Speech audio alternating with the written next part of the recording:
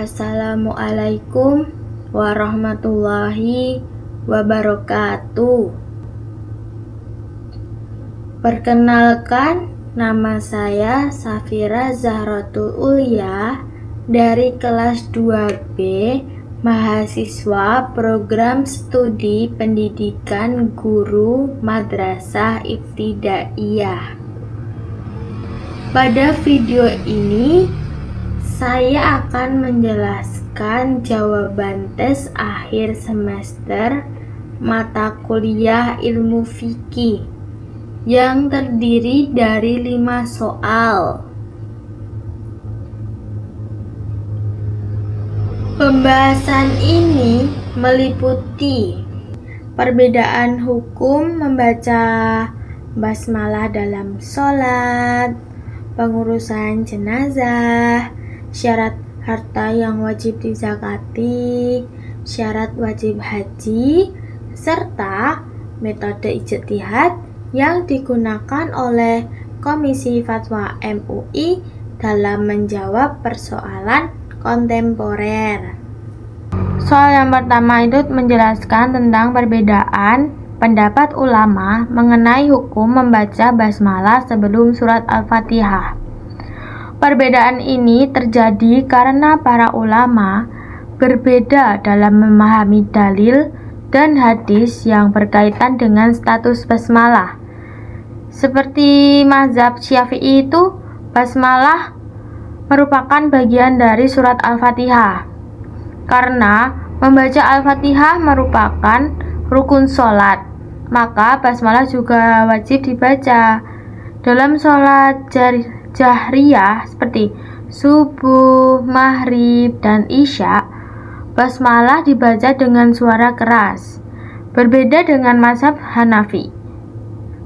Kalau mazhab Hanafi itu membaca basmalah bukan bagian dari Al-Fatihah, tetapi hanya berbagai pembuka surat. Oleh karena itu membaca hukumnya sunnah dan dilakukan secara pelan atau sir. Sementara itu, mazhab Maliki berpendapat bahwa basmalah bukan bagian dari Al-Fatihah. Dan dalam sholat fardu hukumnya makruh untuk dibaca secara khusus sebelum Al-Fatihah. Dari perbedaan ini kita dapat memahami bahwa ikhtilaf perbedaan dalam pendapat fikih adalah suatu yang wajar. Sebagai muslim, kita harus menghormati perbedaan tersebut selama masing-masing pendapat memiliki dasar dalil yang kuat.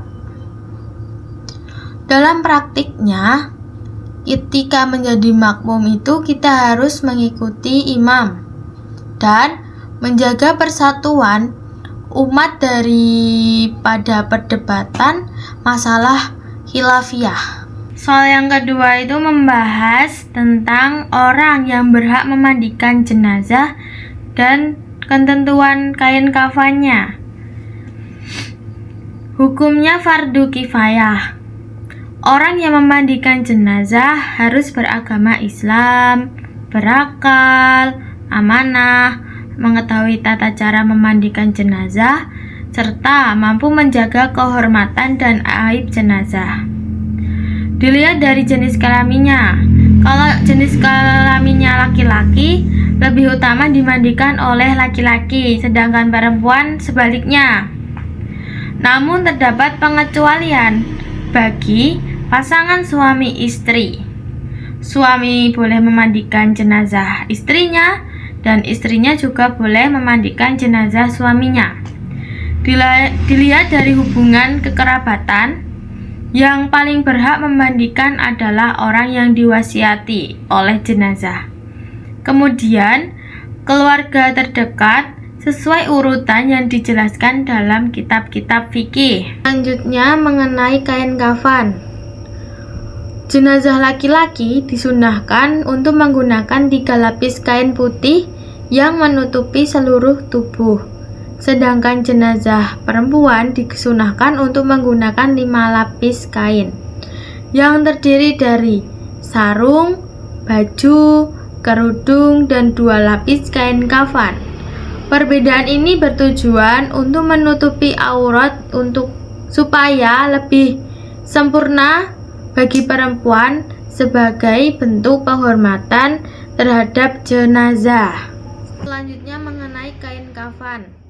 Jenazah laki-laki menggunakan 3 lapis kain putih yang menutupi seluruh tubuh, sedangkan perempuan menggunakan 5 lapis seperti sarung, baju, kerudung, dan 2 lapis kain kafan. Perbedaan ini bertujuan untuk menutupi aurat supaya lebih sempurna bagi perempuan, bentuk untuk rasa penghormatan terhadap jenazah. Pada soal ketiga membahas tentang syarat atau indikator harta yang wajib dikenai zakat mal. Indikator pertama itu al-milkah at-tamah atau kepemilikan penuh. Artinya, harta tersebut benar-benar menjadi milik seseorang dan berada dalam penguasaan secara sah. Harta yang masih disengketakan atau belum dapat manfaat secara penuh belum memenuhi syarat. Indikator yang kedua adalah an-nama atau berkembang. Maksudnya, harta yang memiliki potensi untuk bertambah nilainya baik melalui perdagangan, investasi, peternakan, atau bentuk usaha-usaha kecil atau besar lainnya. Indikator yang ketiga itu nisab. Nisab adalah batas minimal jumlah harta yang menyebabkan seorang itu wajib untuk membayar zakat. Seperti zakat emas itu nisabnya 85 gram.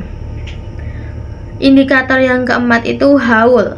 Haul itu harta yang telah dimiliki selama 1 tahun hijriyah dengan penuh dan tetap mencapai nisab selama periode tersebut. Keempat syarat ini menunjukkan bahwa zakat hanya diwajibkan kepada orang-orang yang benar memiliki kemampuan ekonomi, sehingga zakat dapat berfungsi sebagai sarana pemerataan kesejahteraan sosial. Soal yang keempat membahas tentang syarat wajib haji. Dijelaskan bahwa haji merupakan rukun Islam yang kelima yang wajib dilaksanakan orang muslim yang mampu. Ada beberapa syarat wajib haji. Yang pertama itu harus beragama Islam. Yang kedua balik atau telah mencapai umur. Yang ketiga itu berakal sehat sehingga mampu memahami dan mampu melaksanakan ibadah haji. Yang keempat itu merdeka. Walaupun perbudakan sudah tidak ada pada zaman sekarang, syarat ini juga disebut sebagai literatur fikih klasik. Yang kelima itu kemampuan. Kemampuan itu mencakup kemampuan fisik, finansial, keamanan, perjalanan, serta kelengkapan administrasi seperti paspor, visa, dan kuota keberangkatan. Dengan ini, kewajiban tidak hanya bergantung pada keinginan seseorang, tetapi juga harus memenuhi syarat kemampuan sebagai yang dijelaskan pada Quran Surat Ali Imran ayat 97. Soal yang kelima itu membahas tentang metode ijtihad Komisi Fatwa MUI. Pada persoalan ini membahas tentang penetapan hukum terhadap persoalan kontemporer. Metode pertama yang digunakan itu metode tarjihi. Itu digunakan ketika terdapat beberapa pendapat ulama yang mengenai suatu masalah.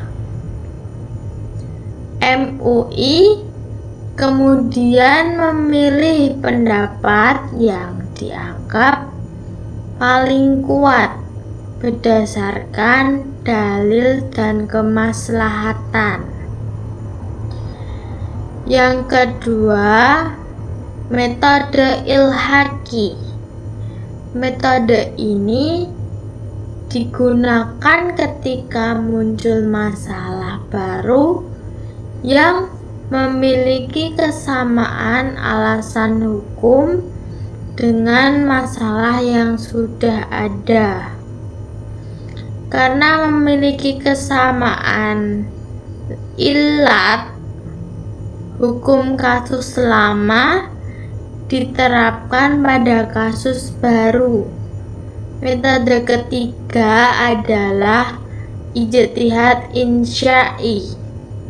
Metode ini digunakan untuk membahas persoalan yang benar-benar baru dan belum memiliki pandangan dalam kitab fikih klasik.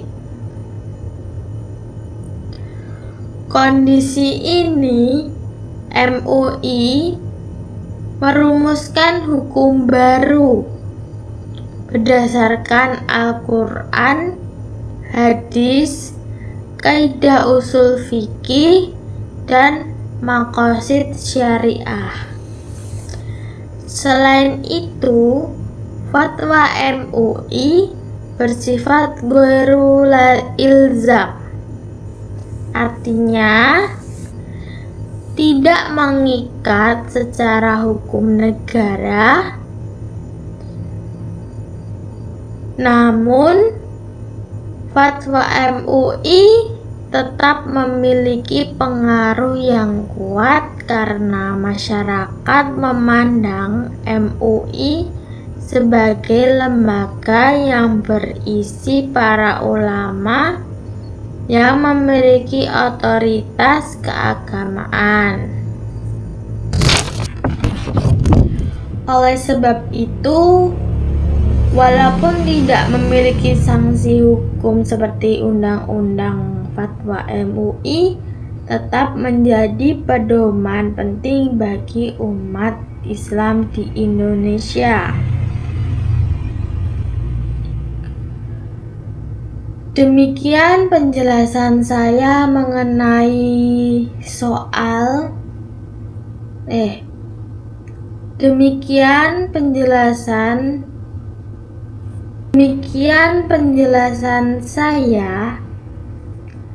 Demikian penjelasan saya mengenai 5 soal dalam tes akhir semester mata kuliah ilmu fikih. Dari penjelasan ini dapat disimpulkan bahwa hukum Islam memiliki metode yang sistematis dalam menjawab berbagai persoalan ibadah maupun persoalan kontemporer. Perbedaan pendapat ulama merupakan bagian dari kekayaan khazanah Islam yang harus disikapi dengan bijaksana dan penuh dengan toleransi. Terima kasih atas perhatian Bapak dosen dan teman-teman yang telah menyimak penjelasan saya. Mohon maaf jika ada kesalahan kata ucapan yang belum sempurna ini. Mohon dimaafkan karena saya juga manusia, banyak salahnya. Wassalamualaikum warahmatullahi wabarakatuh.